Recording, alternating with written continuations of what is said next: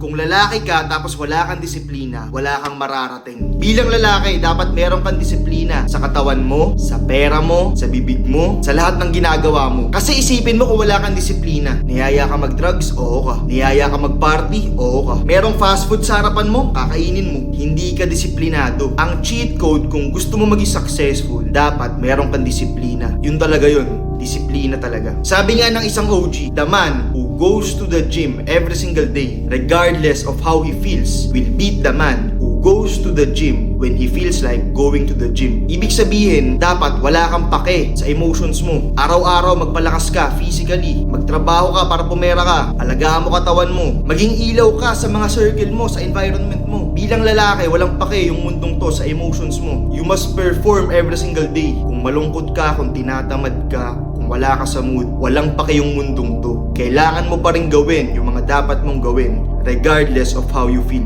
So yun, kaya bilang lalaki, magkaroon ka ng disiplina. Lagi natin galingan mga G.